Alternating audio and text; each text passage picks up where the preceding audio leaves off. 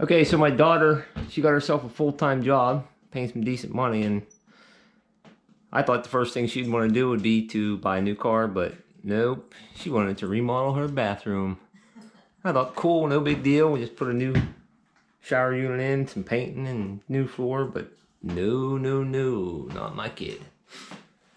She wants a complete tile shower, which I've never done before, so I watched about 1,001 YouTube videos, and so far we got the whole surround ripped out, the old showers ripped out, built a niche or niche, whatever you call that, here, and got my boards coming along here for the pan liner, and I got my felt down and some wire mesh for the first layer, the pre-slope. I've watched a bunch of videos, some say do a pre-slope, some say don't. But most people say do it, so I'm gonna do a pre-slope.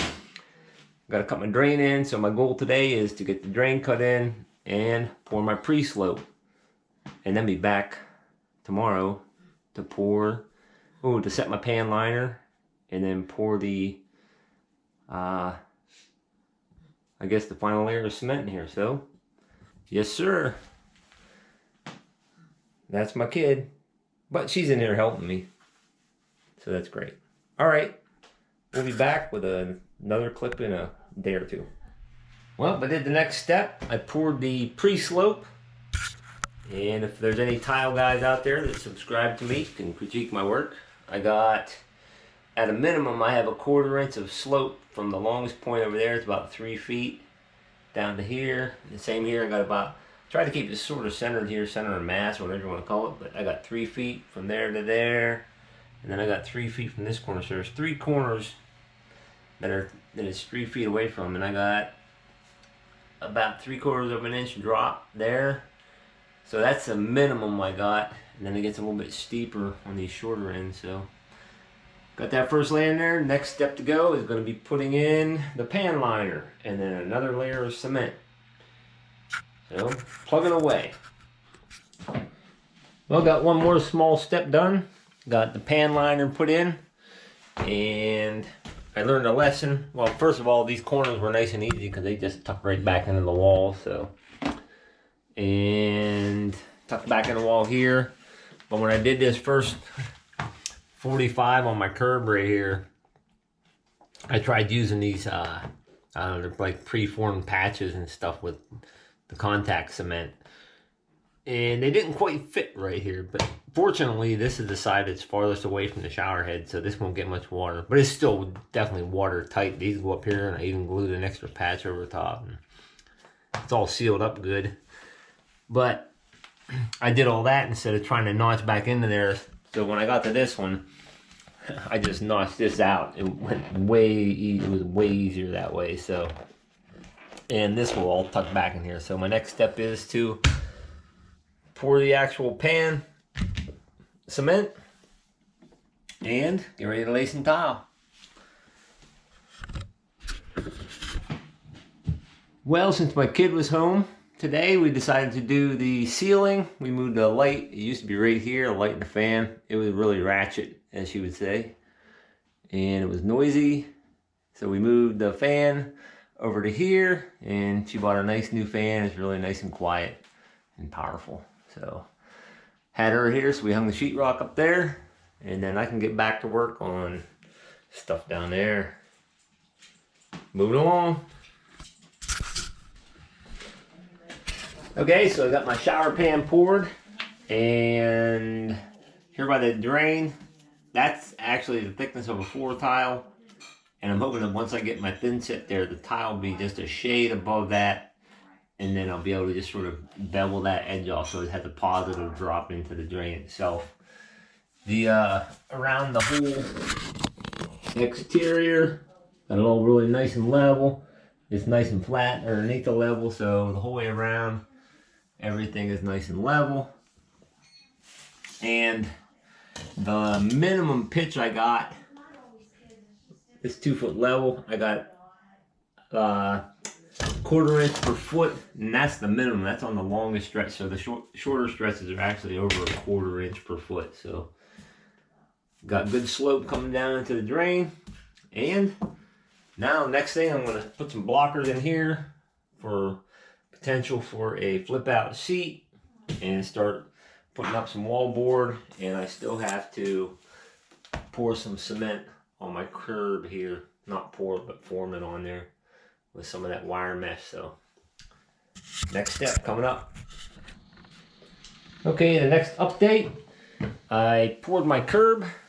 I've seen some guys on YouTube and they coat them with Durarock and stuff, but I wanted to put absolutely no holes in my shower pan liner. So I poured with cement and I used that wire mesh stuff in there that's embedded in here. My walls, the up part here might be slightly out of plumb, but it's just very, very slightly.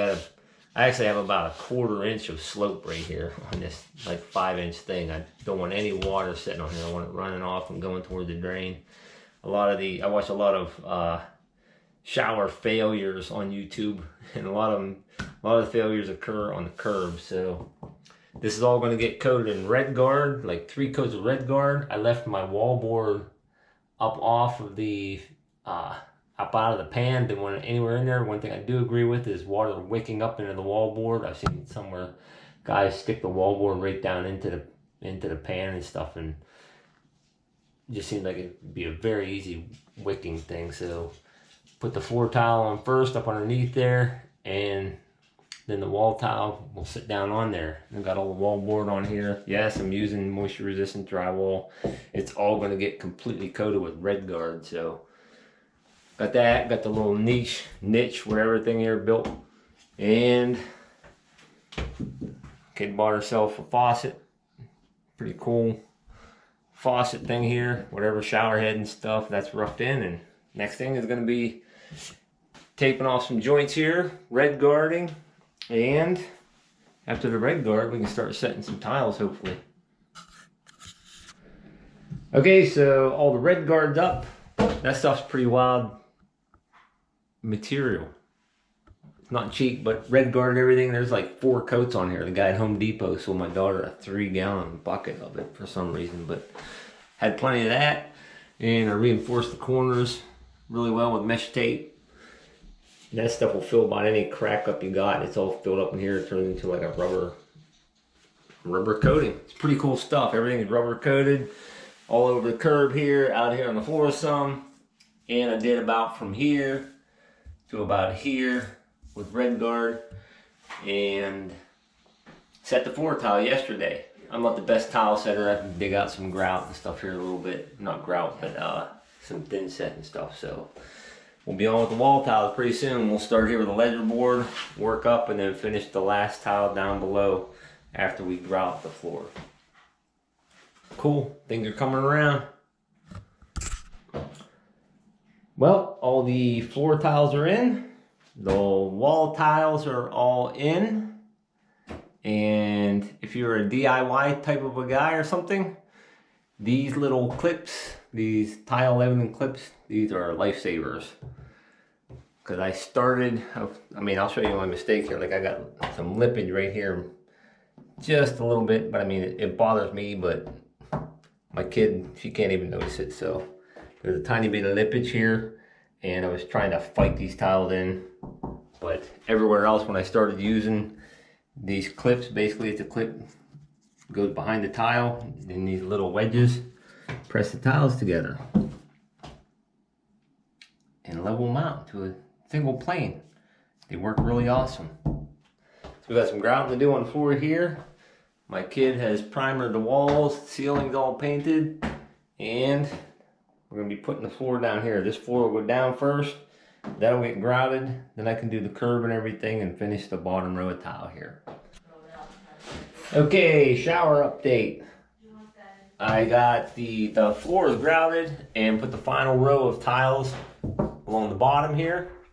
And so the floor tile, they go up underneath the bottom tile and up underneath the wallboard as well. So it seems, from what I've seen on YouTube, it's going to be very, very difficult for water to penetrate way back into there, especially once I grout all this and seal it. All this will be getting sealed. So the drain turned out fairly well with the grout. I mean, for my first time ever doing this, I don't know. I'm not trying to brag myself up, but it turned out pretty good. It's just a slight, the tiles are just slightly higher than the drain, so the grout actually tapers down into the drain. And got my curb done. Learned a lesson here, made my curb too wide, and I had to get some other tiles and cut them down. My curb was too wide for a curb top. It turned out to be about 6 3/8. And curb toppers, I think, are 6 inches. So, oh well, I got it.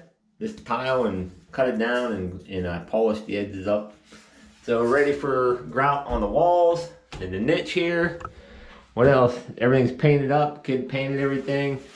This was an old medicine cabinet area here. I decided to put like a little niche in here. That didn't cost much of material, really. Had all the grout and everything. That then said just needed about $15 worth of tiles. The mirror and stuff, light fixtures back in. Kid got she reused her vanity top and painted up her vanity, saved a couple $100 there.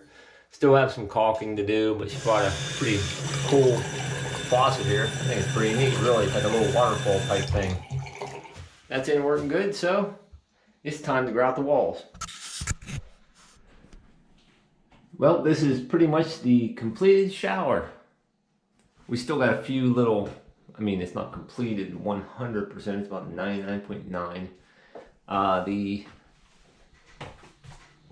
Some of the caulking here, we still have to clean some of these edges up right here. Just has some leftover residue here that just needs scraped off, but it's pretty easy to rub off with your finger.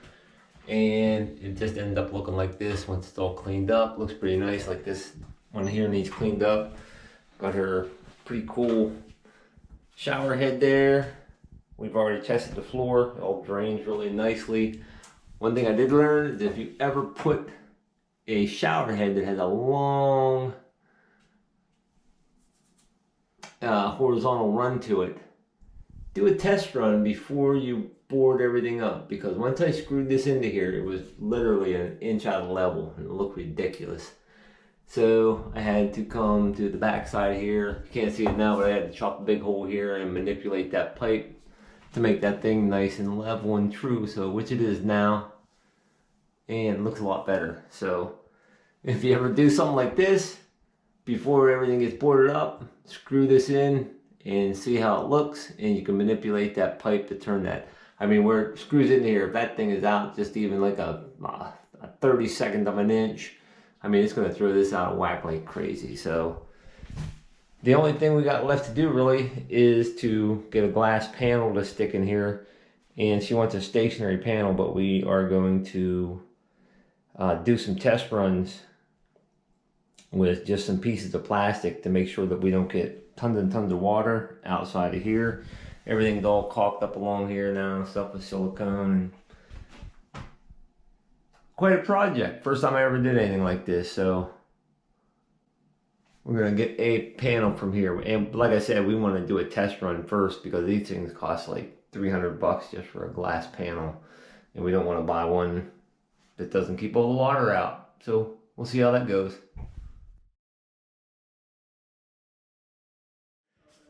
Well, here's the finished product of the shower. So finally got a door in. My daughter actually ordered this from Wayfair.com. It was actually the cheapest place we could find one.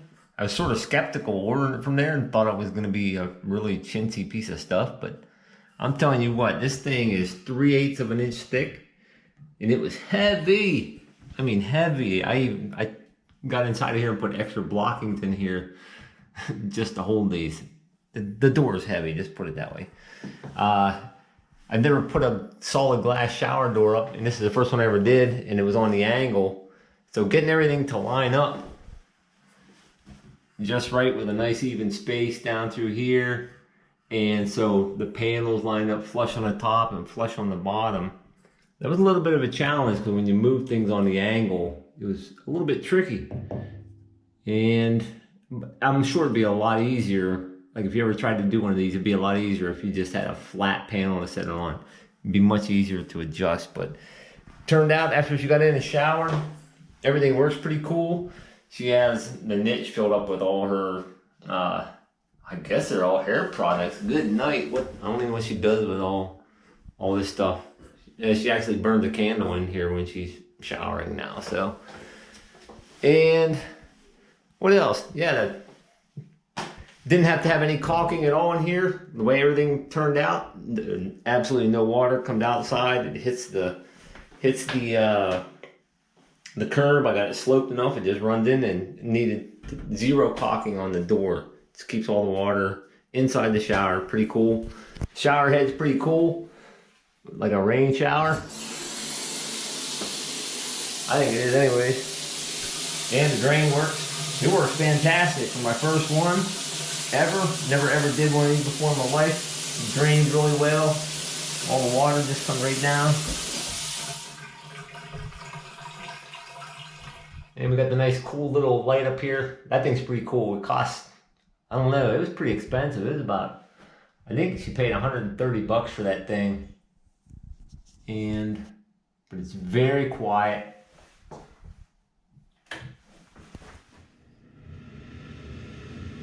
I don't know if you can hear that or not. It's pretty darn quiet, but it's really powerful. So one thing there, you get what you pay for when you get the ceiling fans. That's about it. Hope you enjoyed this video. Like I said, it wasn't meant to be a how-to thing. It's just showing you that it can be done by a do-it-yourself type guy.